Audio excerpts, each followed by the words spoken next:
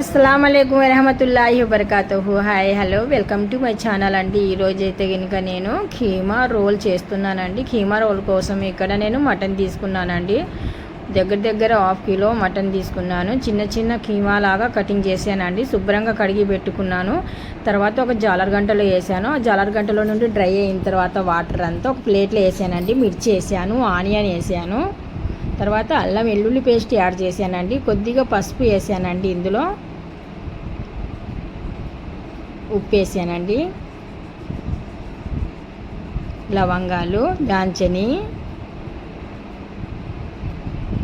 మిరియాలు, సరిపడినట్టుగా కారం పొడి, మొత్తానికి ఒకసారి బాగా కలిపేద్దాము. ఫ్రెష్ అయిన కొత్తిమీర కొద్దిగా ఒక మిక్సీ జార్ తీసుకొని మెత్తగా గ్రైండ్ చేద్దామండి.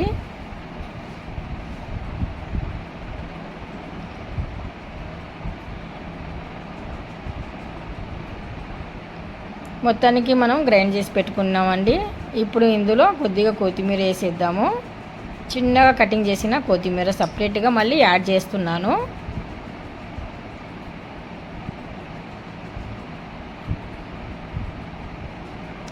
మొత్తానికి కీమాలో కొత్తిమీర బాగా కలిసేలాగా నేను కలుపుతున్నానండి. ఇక్కడ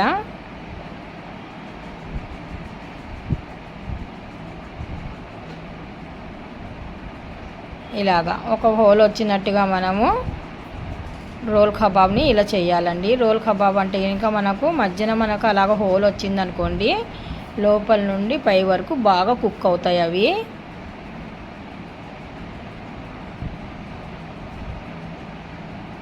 మన దగ్గర ఏదైనా కానీ సరే రోల్ అంటే ఇంకా మన దగ్గర ఏదైనా రౌండ్ షేప్లో ఉండింది ఏదైనా ఉన్నా చాలు, మనం ఇలాగ పెట్టుకొని, నా దగ్గర అయితే ప్రస్తుతానికి చాకు ఉంది. ఆ చాకుకి మంచి రోల్ ఉందండి.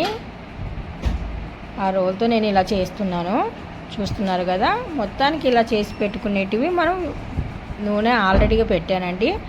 ముందుగా నేను బాగా వేడెక్కిన నూనెలో మరి మంట తగ్గించేసి ఇప్పుడు ఈ రోల్స్ని వేస్తున్నానండి. కీమా రోల్స్ని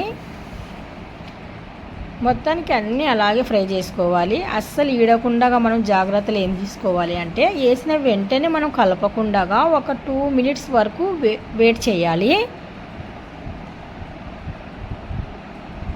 1 బై 1 అలా చేస్తూ అలా నూనెలో వదులుతూనే ఉండాలి. మనము 1 సైడ్ అయ్యాయి అనుకోండి, ఇంకొక సైడ్కు నెమ్మదిగా తిరిగేయడమే.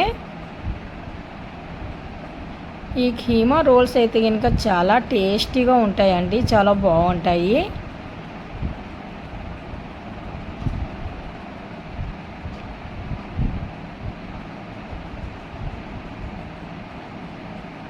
చూస్తున్నారు కదా, ఈ రెసిపీ చాలా సింపుల్ అండి. అసలు అలా చూస్తే ఇలా చేయవచ్చు.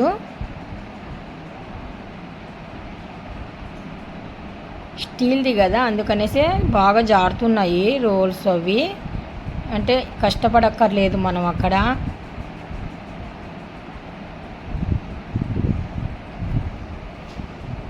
కొద్దిగా గిన్నె నేనైతే కనుక డౌన్ చేశాను, ఎందుకంటే మన కీమా రోల్స్ అనేటివి బాగా లోపల నుండి పై వరకు ఫ్రై అవ్వాలి అవి. అందుకనేసి అలా చేస్తే కనుక నూనెలో మునిగినట్టుగా మనం ఫ్రై చేస్తేనే అవి లోపల నుండి పై వరకు బాగా కుక్ అవుతాయి.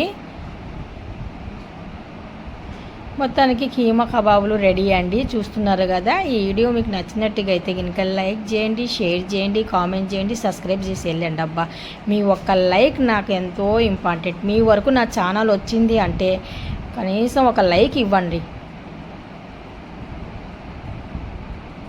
వేడి వేడి కబాబులు చాలా ఇంట్లోనే సింపుల్గా చేసుకోవచ్చు. ఈ రెసిపీ చాలా చక్కగా వచ్చాయి, చూస్తున్నారు కదా. హోల్స్ కూడా ఎంత చక్కగా కనిపిస్తున్నాయి చూడండి, చాలా వేడిగా ఉన్నాయి. ఒక టేస్ట్ చూసి చెప్తున్నాను ఎలా ఉన్నాయి అనేది. ఒకసారి లోపల కూడా చూడండి ఎంత బాగా ఉడికిందో, చూస్తున్నారు కదా.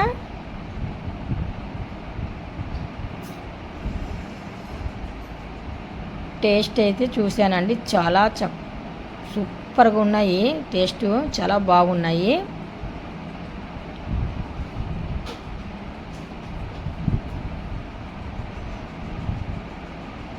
ఈ వీడియో మీకు నచ్చినట్టుగా అయితే లైక్ చేయండి, షేర్ చేయండి, కామెంట్ చేయండి. అల్లా హాఫీజ్.